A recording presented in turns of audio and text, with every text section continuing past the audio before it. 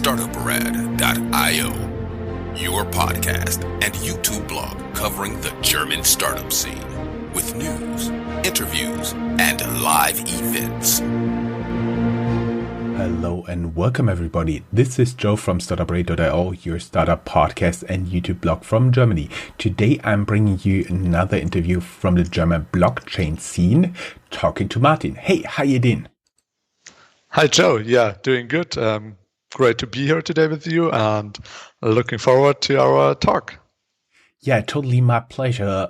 We may say upfront that this conversation is in media partnership with the FinTech Forum, an annual event taking place in Frankfurt, where there's a lot of very interesting and new FinTech startups showing up every year. Of course, there will be another one in likely November 2021. And you can check down here in the show notes their link and their program. After we get through this, people already can tell from, let's say, the slight hint of your logos that your startup is Tangany. But can we first talk a little bit about what you did before? Yeah, sure. So I've seen, of course, I'm going through your LinkedIn profile. And as always, everybody who'd like to learn more about you, you can go down here in the show notes. There is a link to your personal LinkedIn profile where people can reach out to you directly as well. Keep in mind to like and subscribe to this video wherever you're watching this. So, you have been a quality manager and head of advertising in companies. Have you been an employee there, or did you already start out as an entrepreneur? So yeah, the quality manager is a very long time ago, so we might skip that one. But yeah, after that, I've been in a company as an employee from 2011, I believe, until 2017, if I remember correctly. And in my past job, I was in a complete other industry. It was online marketing, and my background is informatics and economy, which I have studied many years ago. And so, yeah, I entered the digital marketing scene, and my work then was not even comparable to what I'm doing now. But it was very funny because it was a small team. It was startup-like. I started as, I believe, the 7th employee there, and we have grown to 60 people within 5-6 years, so rapid growth here. And we have won a lot of awards from Google and Microsoft, which are the biggest player in the digital marketing scene. So we have achieved quite a lot, and with that, I have also I got more and more responsibility in the team, and I started as a team lead, and I have a team of 2 people, and the team has grown to 10 people, and then I was the head of, and the team has further grown to 20 people, 25 people in the end. So I've seen a lot like how startups are working and how startups can get when they are successful. And yeah, that was what I've done back then, digital marketing. And you may wondering how I ended up in blockchain. So that was exactly my next question. How do you go from digital advertisement into blockchain cryptocurrencies? How did this happen, and where did you catch the crypto bug?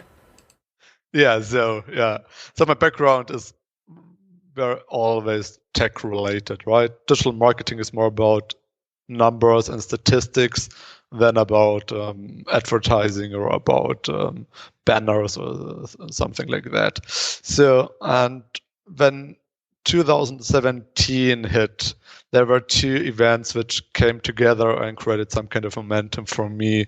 The one was that the agency was being sold to a bigger competitor, which was some kind of exit. And that was also the beginning of the end for me, because a lot of things have changed. New contact persons, new culture, many changes, not to the worse, mainly to the better, I believe, but still a lot of changes. And I have figured out that my road ended there somehow. And at the same time, as you may remember, Bitcoin hit new all-time highs back then in 2017. So one road ended, another road which opened up because I am familiar with Bitcoin since 2011. I didn't study back then. Unfortunately, didn't mine any Bitcoins. But still, that topic came back into my attention, and that created the momentum to leave a very good job and a really great team and to start a complete new adventure. How did you explain it to your friends and your family? I know for my friends and family, it was not understandable how I ended up from doing consulting jobs and leading team there to being a freelancer and podcaster. So that didn't make sense. What was the first reaction you've gotten there? Yeah, I believe most thought I went crazy. So I really had a good job, well payment, good team, people, interesting work to do, interesting partners and clients. So basically everything you possibly can seek for. And still, I left everything behind and started new. And I believe after the first reaction, which were just surprise on the face of the people I have told that, I believe most of them have understood what I'm seeking for and looking for and what I try to achieve. And I believe, well, in my opinion, it was the perfect time to start and try and start up because I was still young, had no family, no children, so not too much to lose, so to say. And it was the one time I thought, okay, if I'm gonna do a startup, then it's now the time, and not anything later. Mm-hmm. I see. And how did you start in the startup world, and how did it lead to Tangany? Yeah, so the first thing was, of course, to create a team. And first, we were two founders. One of my colleagues back then at the agency was in the same situation. Bitcoin rose to no highs, and the old path has ended somehow. And well, we have figured out, okay, what do we need in our team? We need more tech experience and some other experience. And with that, we have gathered two other members from the same agency, which was somehow a lot of people leaving at the same time. But that was the perfect setup because we all know each other for, I don't know, 10 years now, and we trust each other. And so we decided to start at the same time for the same adventure, something in the field of blockchain, not knowing what it would be finally. I'm very sure the people who remained and owned the agency there were buzzing with enthusiasm when so many people left at the same time. Yeah. Most definitely, they loved it. I see. And every time I talk with new entrepreneurs, in your case, it's a little bit different because when I understood it right, there were 4 co-founders. But what was your before we get into what Tangany does? Can you give us a little bit hint or ideas? Because we've talked in the past about the importance of your first hires. What did you do there? Like the first person you hired, you didn't know personally for some time. What was that like for you, and what did you learn? Yeah, so the 5th team member, well, one of our 4 co-founders has left us 1 year after the start, so we were only 3 co-founders remaining, and the 4th member of the team was the first external one. And I would say it wasn't too much of a challenge because back then at the agency I've created a team from about 25 people, I led more than, 100 job interviews and have selected the perfect players for the team back then. And basically it was the same mission and challenge here with Tangany. Of course, it was a bit harder because nobody knew us and we were new on the field, and you have to explain to everybody what you're doing and why it's so interesting to work for Tangany and what's the mission and vision here. But basically, I only used the experience and knowledge I've gathered in my job before that. I see. We've always talking about Tangany, and you display those logos so prominently here. Maybe the people can see the screenshot who are just listening to this. I was wondering, could you explain, like in layman terms, not everybody is a blockchain aficionado on our podcast, what you guys are actually doing, and how did you find out that there's a problem, that there's a need you can actually serve with the company? Yeah, sure. So what we do in the most simplified way, we are a custodian or a bank for digital assets. And digital assets are based on blockchain. The most known one is Bitcoin or Ethereum, but there are many other tokens and projects based on blockchain, like security tokens. And we are regulated custodian, where those assets can be stored at. And we are doing that service for companies in a white labeled manner, which means they are using our tech infrastructure solution to integrate blockchain and crypto custody into their product and service. So it's a very technical product and a very not visible one, as our product is invisible. It's only an API interface, which makes it very hard to explain and to show.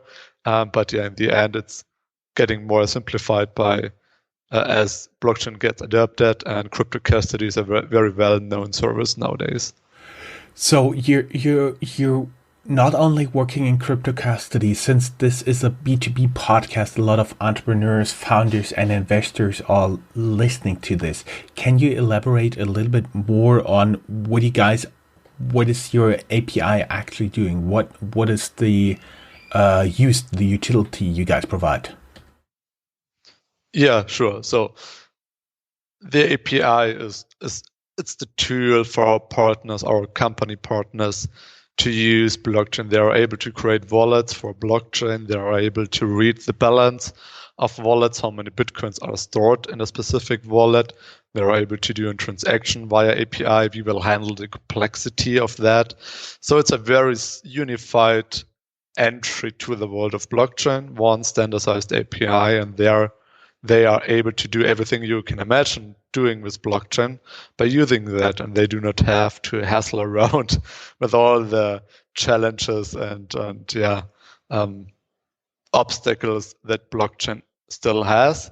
So it's a very simplified way to use blockchain. And of course, doing custody is a very challenging one in terms of security. IT security is the key, and that is a very the approach you have to take to ensure higher security is another one, like doing a usual IT project where security can, considered a little bit lower. And that is what we are providing from a tech perspective. And that is combined with the regulation as being regulated. Our partners, so the companies, usually do not need to apply for a license themselves, which avoids a lot of time, costs, and nerves, because becoming a regulated financial institute is a really long way to go. Yes, I totally see that. If I would now understand it correctly, I'm not a coder here, yes, so I would say you guys are kind of the plugin one would need if one would like to integrate cryptocurrencies and blockchain in their software, for example, providing a wallet. Yeah, fully agree. That's exactly what we do.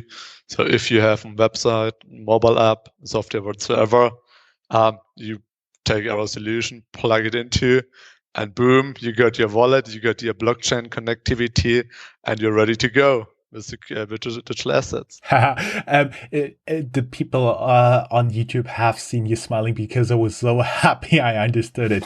Let us get a little bit back to cryptocurrency custody, because custody used to be the case. Somebody was there, had a very simplified, was there, had a big vault, usually a bank, and they stored their physical assets. Ever since, it moved more and more and more and more into digital space. So right now, most securities issued, for example, in Germany, just have one paper-based certificate, and the rest is all digital. How is cryptocurrency or crypto custody handled with you guys? What are you guys doing? What are the obstacles there?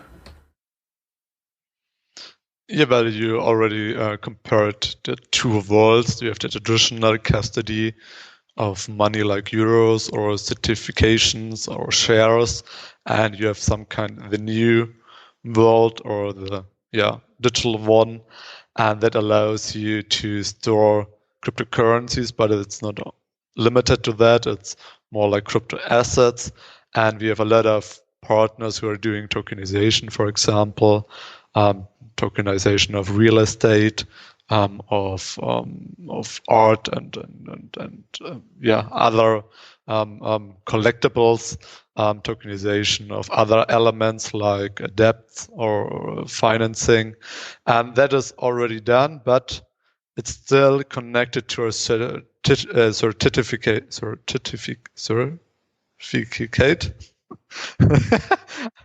Yeah, that's the word. And so it's still connected to a physical entity, and that's is about to change. The regulators are about to introduce the crypto security, which will be fully digital.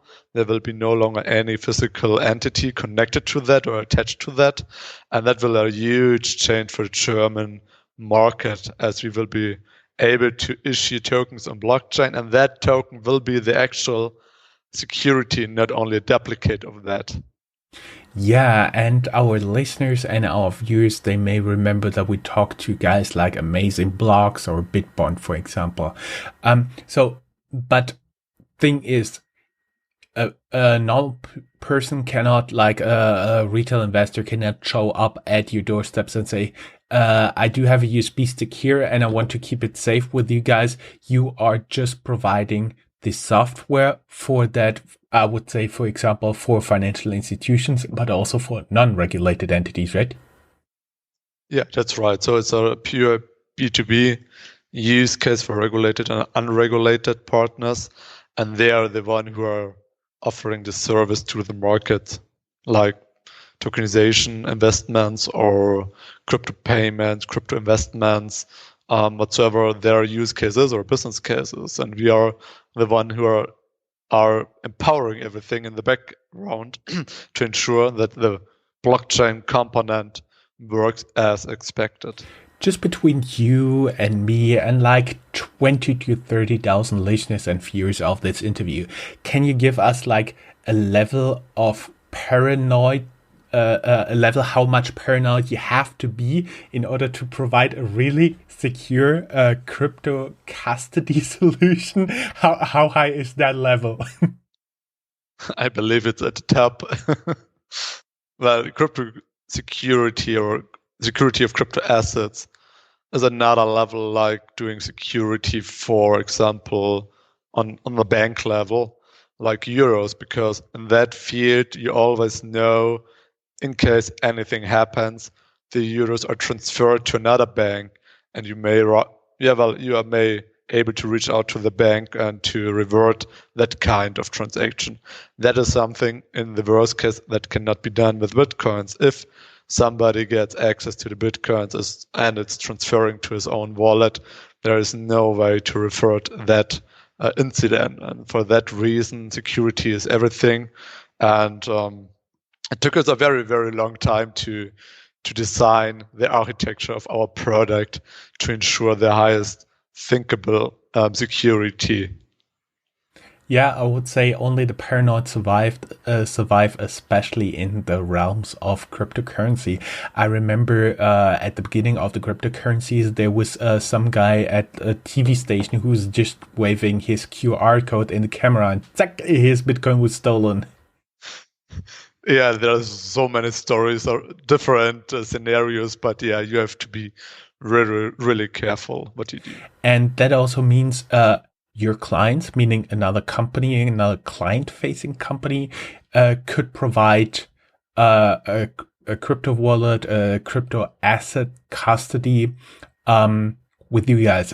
So, since we're talking to a lot of people who may or may not be interested in that, could you describe a little bit what those companies could do, or for example, what your tool, your service, your software is currently used for? Yeah, sure. There are many different use cases as blockchain itself is like the internet. And if I ask you, what can you do with the internet? There are many answers. And but to give a few examples what our partners are doing, we have a lot of partners doing tokenization, so the issuance of tokens on a blockchain, which represent a specific amount of value for real estate or debts or whatsoever. And the tokens can be bought and purchased and traded, and you gain your yield for investing in that kind of investment, of course. That is one major topic, the tokenization itself, but there is also the cryptocurrency use cases like Bitcoin saving plan. Imagine you would like to save 100 euros per month into Bitcoin automatically. How would you do it? There are not too many services for that as of now, at least. And one of our partners provides such a service. You transfer the 100 euros and they are getting invested into Bitcoin, and you don't need to manage anything on your own. So a highly automated solution. Another one is crypto payments with Bitcoins. But also with stable coins. So stable coins are tokens which are always equally to €1 or $1, which is a way more stable crypto asset. And for that, you are able to pay with that. And a few of our partners are doing such use cases. So it's a very broad range of different use cases. It's more like you have a use case and you want to figure out whether blockchain can be beneficial for that.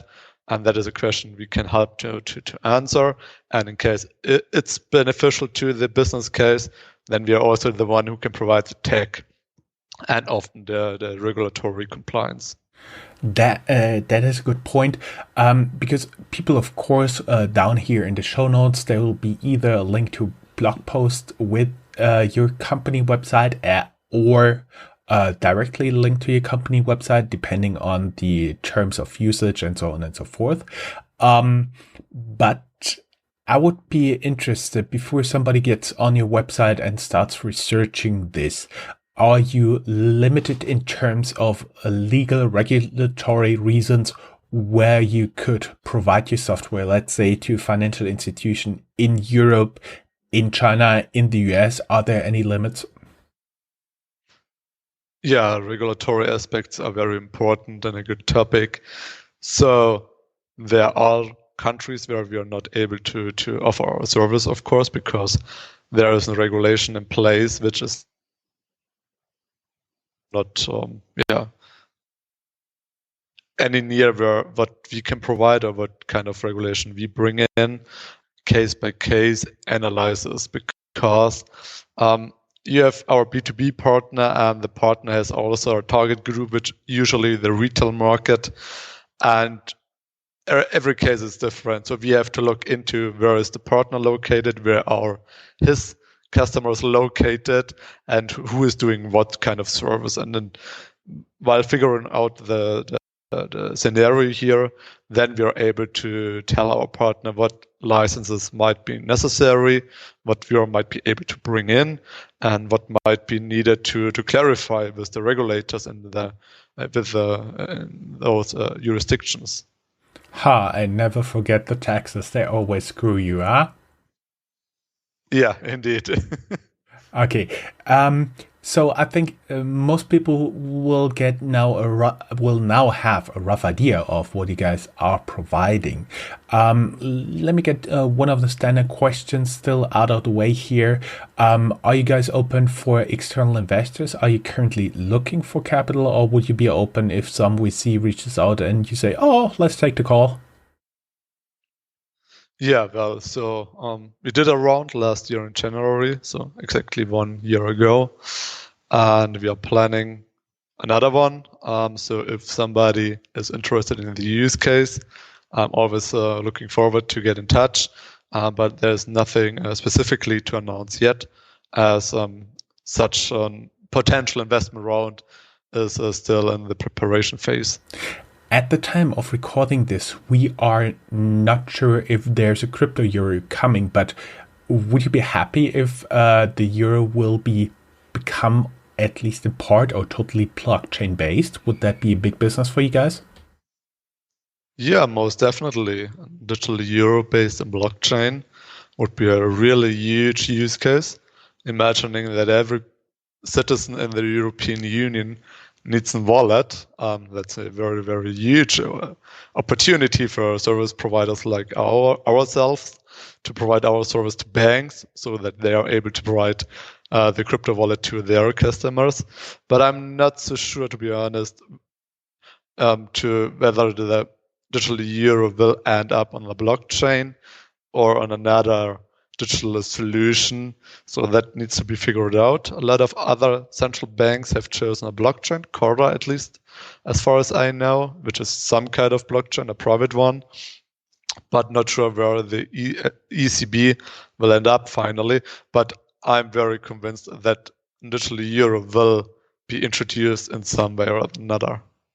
I'll make myself a reminder, and when the decision is made to have a digital euro on some type of blockchain, I'm sure to share this into you again, and I'm sure investors will take notice. Thank you very much. It was just a pleasure having you here. Looking forward to speak to you again. Yeah, thank you, Joe, for having me today, and looking forward seeing you again soon. That's all, folks. Find more news, streams, events, and interviews at www.startuprad.io. Remember, sharing is caring.